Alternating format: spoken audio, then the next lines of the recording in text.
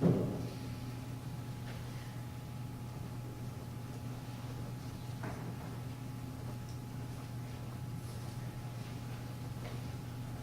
young American student who was visiting the Beethoven Museum in Bonn became fascinated by the piano that Beethoven had composed some of his best works on. She offered the guard a tip to let her play on the piano, so the guard let her. After she was done, she said, "I suppose all the great pianists want to play on that piano." The guard shook his head. Beruski, the famed Polish pianist, was here a few years ago and said it wasn't worthy enough to touch it. If you will, turn with me to Matthew chapter 23, and I'll be reading verse 12. Matthew 23, verse 12. There it says, "Whoever exalts himself will be humbled, and whoever humbles himself will be exalted." Today I will be talking about humility. Not the kind of humility where you're with someone you want to impress and you trip and fall on your face and you're completely embarrassed. But the kind of humility where you put others before yourself. In Matthew chapter 5, verse 3, it says, "Blessed are the poor in spirit," or "Blessed are the humble, for theirs is the kingdom of heaven." Every time you put yourself before others and serve them, God will bring you up even more. Now, if you will, turn with me to Obadiah.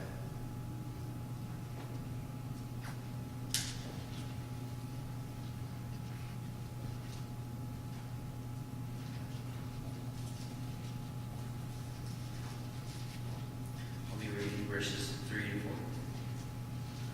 "The pride of your heart has deceived you, you who live in the clefts of the rock, in your lofty dwelling, who say in your heart, who will bring me down to the ground? Though you soar aloft like the eagle, your nest is set among the stars. From there I will bring you down, declares the Lord."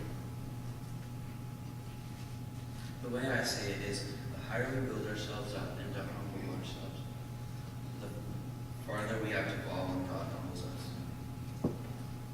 Now you may be wondering, how will God exalt us?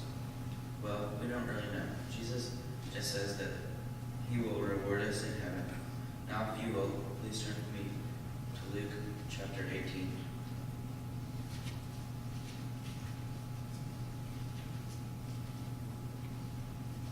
I'll be reading verses 9 through 14. He also told this parable to some who trusted in themselves that they were righteous and treated others with contempt.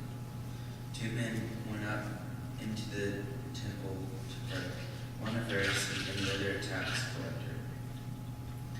The Pharisee, standing by himself, prayed thus, "God, I thank you that I am not like the other men, extortioners, unjust, adulterers, or even like this tax collector.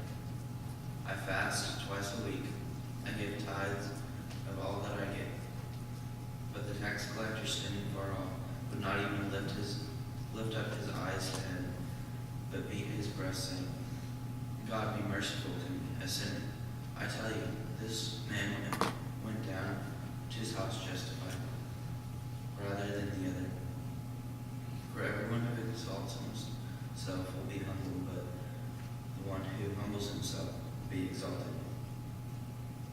When we strive to be humble, we shouldn't do it for the wrong reason, like for the praise of men. Like it says in Matthew chapter 6, verses 3 through 5. "But when you give to the needy, do not let your left hand know what your right hand is doing, so that your giving may be in secret, and your Father who sees in secret will reward you. And when you pray, you must not be like the hypocrites, for they love to stand and pray in the synagogues and at the street corners, that they may be seen by others. Truly I say to you, they have received their reward." Here it is talking about giving and praying, but the same thing goes for being humble. The 2 points I want you to